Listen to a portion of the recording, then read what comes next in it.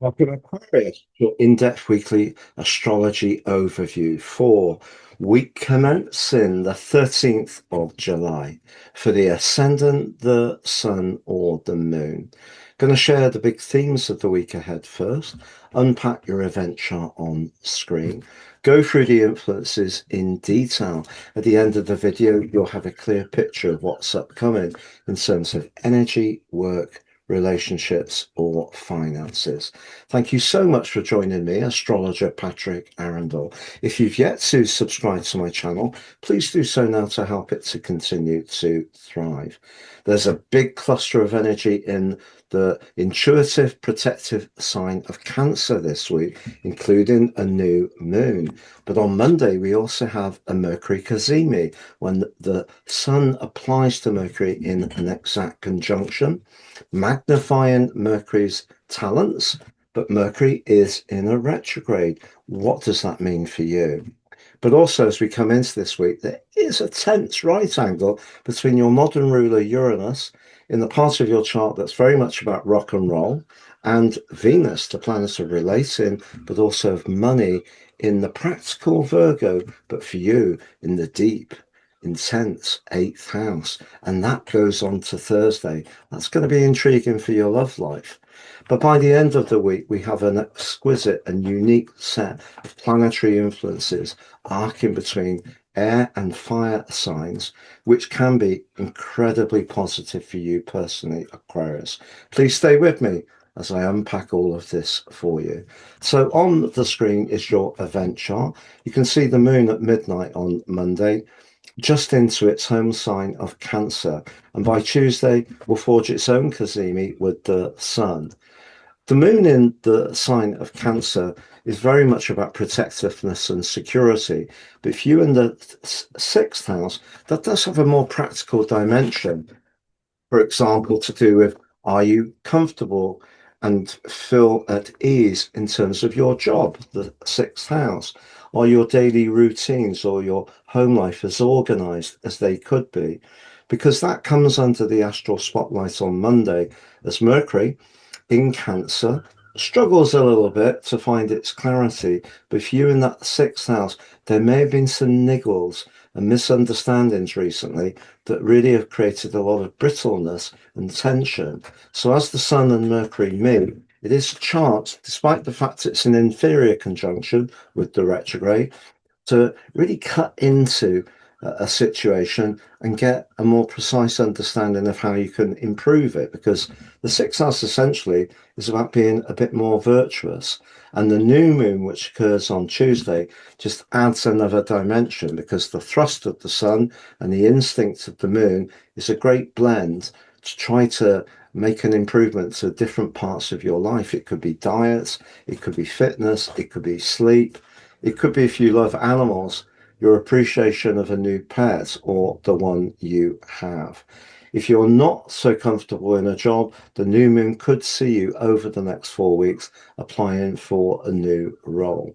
But what we also have at the start of this week is Uranus, your modern ruler, in the fifth house, which, as I mentioned, very rock and roll. This is about living in the moment. It's about having joyfulness and passion, but it's also perhaps being a bit edgier. But that clash with Venus is intriguing, because Venus is a dry old influence in Virgo, but in the eighth house, it can be hot and it can be about intimacy. So the freedom loving Uranus in the fifth house, that can be about risk. You may find yourself in a fated attraction through to Thursday, which almost seems impossible to ignore. Or if you're in a relationship, despite Jupiter asking you to try to keep things on an even keel, if you're feeling a bit on edge, that part of you that can be quite outspoken could be very much to the fore, especially around joint finances, or if you feel you're not getting enough intimacy or perhaps enough affection. What we do have, however, as the week goes on, is Jupiter moves forwards and forges a quite gorgeous link to Neptune. And if you are lucky enough to be linking to someone where you can work together in a practical, functional way, the sixth house energy, you feel comfortable with them, the Cancerian vibe of feelings, but also there is just a good simpatico between you. if you have a date later in the week, that passion energy, together with that more attraction energy that could be a bit more spiritually based, could see a very important connection for you developing. But in terms of your creative talents, because have a duality to your sign, part of you understands tradition, keeping things steady and regular, Saturn, but also being open to fresh ways of doing things, Uranus. Well, both those energies can show up in the second half of this week, but particularly on Sunday, because Mars moves forwards in the fifth house, which is really seeing you strut your stuff, and you may be noticing that people are drawn to your charisma, your sex appeal, but Mars links back to Saturn. So if you're wanting to express with passion a creative idea, but you need to also get across what you're doing in a well-structured and thought-through way, you've got it all together, Aquarius. That's terrific. But also Uranus is linking on on Sunday back to Pluto in your sign. And over the last year and a half, particularly, but more broadly in phases, three phases, Pluto's been pushing you since March 2023 to be open to an evolution in your life. And if you aren't expressing talents and flair in a way you could, or even in your personal life, you don't really feel that you're being or you have the connections that allow you to be as authentic as you want to be, a moment of personal revolution can occur at the end of this week. But you may be surprised, but the more you step into your own unique self, the more people accept you. So if there has been a more Saturnian vibe of perhaps doing what you think people expect of you, that's going to be challenged as this week draws to a close. But it could be very exciting for your relationships, because even if you don't have that very spiritual connection to someone at the heart of the week, by the end of the week, there could be just a full-on burning attraction, which will be very hard to ignore. I'm going to unpack each of the four areas of vitality, work, relationships, and finances next. Just to say, I've reduced the price of my personal horoscope reports. It's now 3 for the price of 1. And on the forecast, it goes 3 to the end of 26, but also to the end of 27.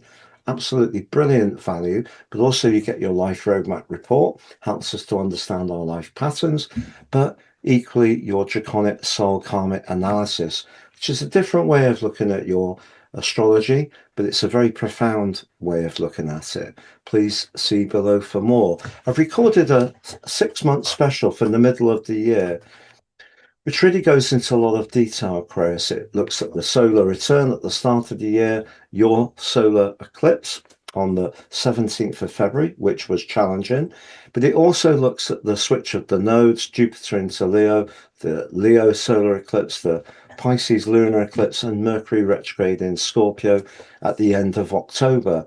You can click on the eye on the screen to go to that, or underneath this video, I'll put the link and you can go to watch your video there.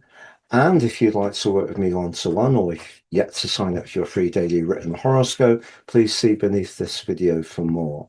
So when it comes to your energy, one of the things that I'd say about the new moon and the Cazimi is perhaps taking a closer look at things in a more detailed way, because a number of small changes could actually lead to quite a big shift, which can improve your physical vitality. I need to do this myself, to be honest, because with the videos, you just do too much sitting. But, that is something I am addressing. And what you have is a chance to shift your energy in a number of small ways. Better quality food, cooking from scratch, some extra exercise, get into bed a bit earlier, taking time to relax and chill out. All of these things can lift your vitality a lot. But because Chiron is in your fourth house, if it's your emotional world that's causing some pain, because the part of fortune is on Chiron as you come into this week, keep with that, because that can be a very fruitful period over the next near to 3 months. When it comes to your relationships, Jupiter on that seventh house linking to Neptune could lead to a magical connection. At the end of the week, you could have a very raunchy one as Uranus meets with Pluto and with Jupiter.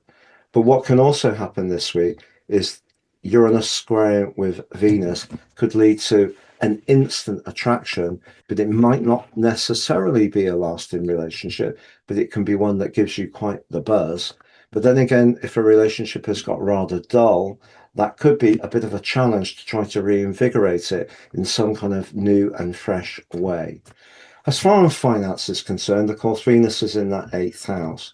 And I think you can gain around business, investments, shared resources, or someone else's good fortune right through to the end of the first week of August. But it is challenged by Uranus this week. And one of the things you might do around your finances is try to resist being too impulsive. Professionally, nothing at the top of your chart this week in terms of the 10th house, but that doesn't mean to say you're not still making progress because the sixth house energy here and the new moons suggest if you don't feel recognized, appreciated, rewarded, or acknowledged as much as you should, do keep your eye on the situations vacant because a better prospect could be heading your way. Thank you so much for joining me, Aquarius. Have a great week and hopefully see you again soon.